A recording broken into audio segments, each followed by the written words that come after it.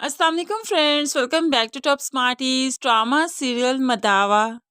नूर जो अब आलियान से नाराज हो गई क्योंकि वो इस पर शक कर रहा था। डेट्स वाई वो अब आलियान से बात नहीं कर रही, जिस पर आलियान काफी ज्यादा परेशान है, जो कि नूर से दूर अब नहीं रह पा रहा। दूसरी तरफ नूर को मार्केट से कुछ लेना था। वो तहसीन के साथ मार्केट जाती है। खुद तो स्टोर पर थी, लेकिन तहसीन बाहर खड़ी होकर उसका वेट करने लगी।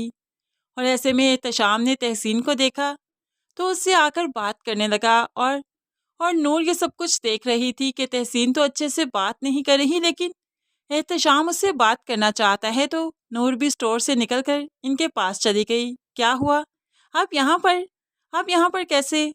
तो ऐसे में एहतशाम कहने लगा, वो मैं गुजर रहा था, तहसीन को देखा तो आकर बात करने लगा। तो ऐसे में नूर भी कह देती है, मुझे लगता है कि आप इंटरेस्टेड हैं हमारी तहसीन में। तो एहतशाम मुस्कुराने लगा, हूँ तो सही, लेकिन आलियान से बात कौन करे? मेरा कोई बड़ा नहीं है ना, इसलिए मुझे समझ नहीं आ रही कि कैसे बात करनी चाहिए। अगर आप अगर आप मुझ पर यकीन करती हैं तो आप क्या बात करेंगी मेरे बिहाफ पर? नूर तहसीन के रब तरफ देखने लगी, जो कि काफ़ी परेशान थी। नूर और तहसीन वापस आ गए और तहसीन नूर से शर्मिंदा है और उसे कहने लगी कि आप कितनी अच्छी हैं, आप मेरा अच्छा चाहती हैं, लेकिन मैं कितनी तल्ख हो जाती हूँ आपके साथ। लेकिन मैं भी क्या करूं? वक्त ने मुझे इतना सख्त कर दिया कि समझ ही नहीं आती कौन मेरा अपना है, कौन पराया, कौन वाकई हमदर्दी कर रहा है और कौन तरस खा रहा है और कौन मुझसे मोहब्बत करता है। ऐसे में नूर अब तहसीन की ये उलझन भी ख़त्म करती है। जब आपको कोई इज्जत दे रहा है ना, आपको भी इज्जत देनी चाहिए। भले वो तरस खा रहा है या हमदर्दी कर रहा है, ये उसका फेल है, लेकिन कम से कम आपको मोहब्बत से बात करनी चाहिए, अच्छे तरीके से बात करनी चाहिए। अब तहसीन नूर की बातें मानने लगेगी, जैसे आलियान मानता है। अब तहसीन भी नूर की ही मानेगी और इशरत बेगम क्या ही करेगी, बेचारी सर पीट कर रह जाएगी कि एक संभाला नहीं जा रहा, अब दो दो नूर के गुन गाते हैं।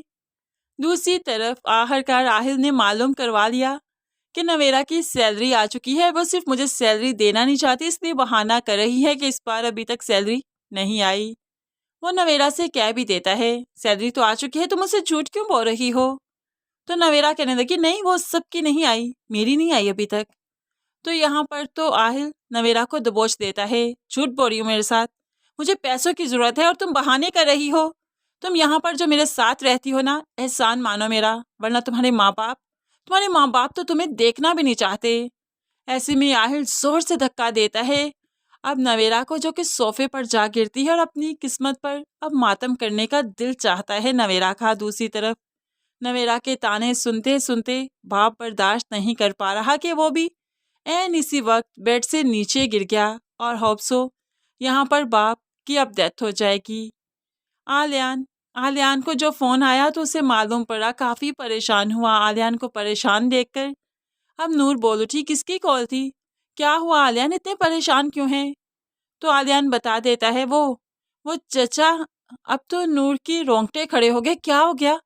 पैरों तले से ज़मीन खिसक गई, अब बोल क्यों नहीं रहे, क्या हुआ अब्बू को?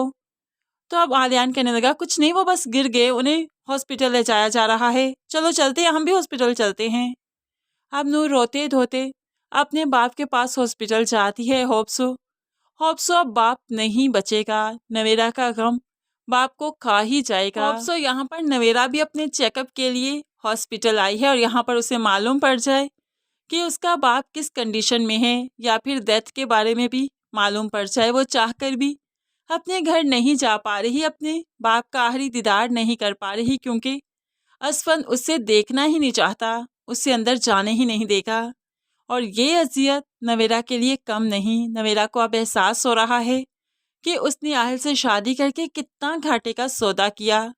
जब उसे नूर और आलियान की शादी का मालूम पड़ेगा और आलियान किस कदर बदल चुका है सब मालूम पड़ेगा, तो वह रश करेगी नूर पर, जिसने घर वालों की बात मानकर इज्जत पा ली।